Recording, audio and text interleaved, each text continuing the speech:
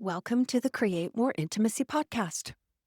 I'm Elisa Stoddard, and I help men stop chasing sex and start building real connection so they finally feel close, connected, and wanted again. Hey, it's Elisa, and welcome back. Today, I want to talk to you about a part of you that you learned really early on to hide, and that is hide what you feel. Not because you're weak or that you're broken, but because you were taught early on that emotions make you soft or like a girl or crying makes you a pussy. So being vulnerable is unattractive. And if you want to be respected, if you want to be chosen, you had better toughen up. The problem is that this kind of emotional training doesn't just go away when you become an adult. It shows up in your marriage. It shows up in how disconnected you feel. And if you're honest, it shows up in how lonely you are. Let's talk about it. You probably don't remember the first time you were told not to cry. It might have come from a coach or a parent or a teacher or a sibling even. Or maybe nobody even said it to you directly. Maybe it was just the look you got if you showed any emotion. And you learn pretty quickly that expressing emotions, especially sadness or disappointment or fear, that wasn't going to get you very far. So you did what most boys and young men do. You shut down. And at first, that seemed to work. You probably got good at compartmentalizing your feelings and never showing them in public. And you certainly didn't ever learn how to talk about them.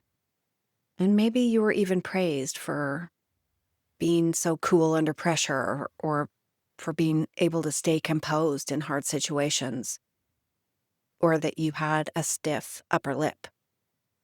But here's what nobody tells you about being strong. That strength, it just turns into isolation, especially as you become an adult. Because when you stop feeling or ever learning the skill of naming what you do feel, you also stop letting people in. And eventually, that loneliness, that isolation, it just catches up to you and it feels terrible. You can't fix something if you don't even know it's going on inside of you.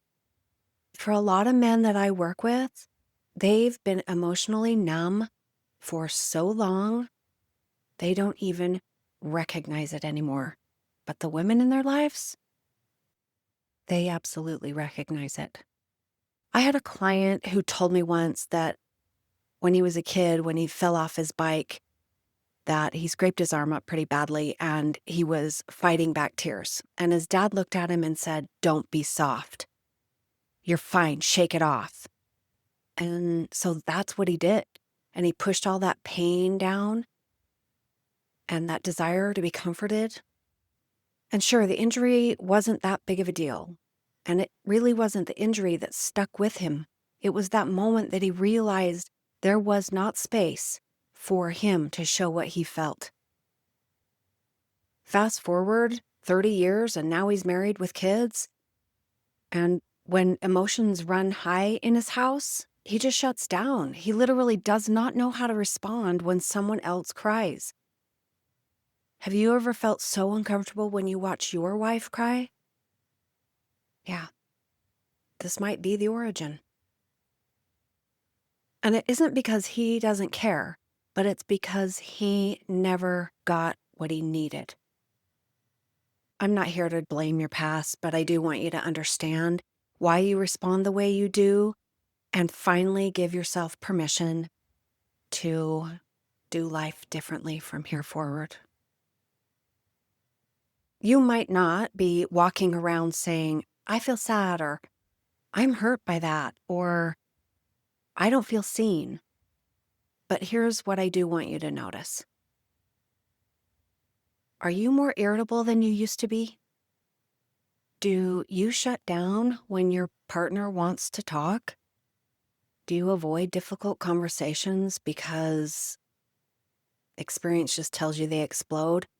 So you just stay silent or you stew about it later? That's not just your personality. That's unprocessed emotion. Why? Because you were never taught what to do with frustration or disappointment or rejection. And now you're either holding it in until it leaks out sideways, or you are trying to completely outrun it. That shows up in how you parent. It shows up in how you handle intimacy. It shows up when your wife says, "Why won't you ever open up to me?" Or "I don't feel connected to you." It's not that you're incapable. Truth is, you were never taught how. You were never modeled how to have appropriate emotional connection. Here's something that I hear all of the time. I don't know how to show emotions. I'm not good at showing emotions. I struggle with that. Or I only know anger.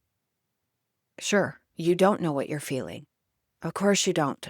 You've never had space that was safe to practice. But here's the good news. This is a skill that you can learn. It's not too late. You don't have to become someone who's overly emotional. That doesn't have to be the new version of yourself. Really, the first step is just starting to pay attention to what's really going on inside of you. So, what does that look like in practice? Well, it starts small. It might mean noticing that lump in your throat and saying, "What's going on? I think I feel sad." Or sitting in your car after an argument and asking, "Okay, I'm angry, but what's really going on here?" Maybe you might discover that you feel disappointed or fearful or rejected. You're not going to get this perfect, certainly not the first time. And honestly, perfection isn't even the goal. The goal is awareness. Because the more aware you become, the more intentional you can be. And the more intentional you are, the less reactive you can become.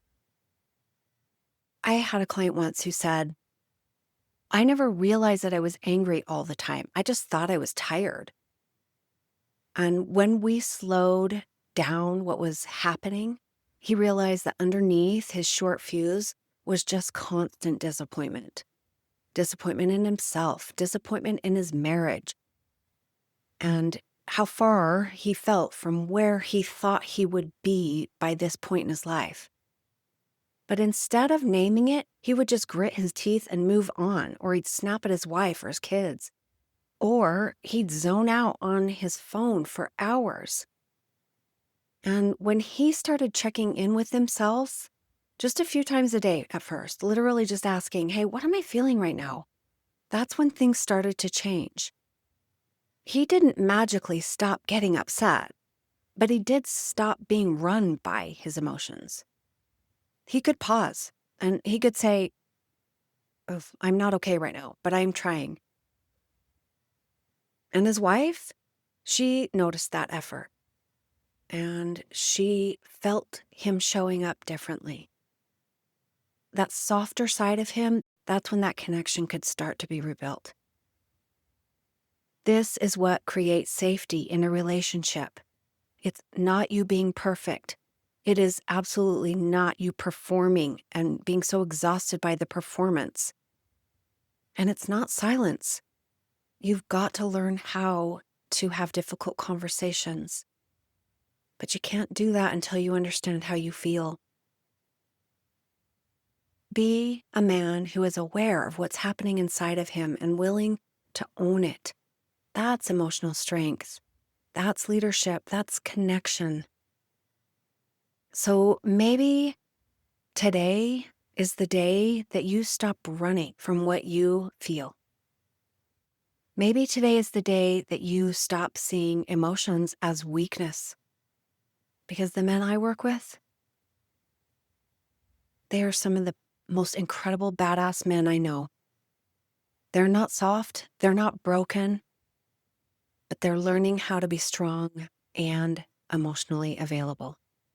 They're learning to feel again or for the first time.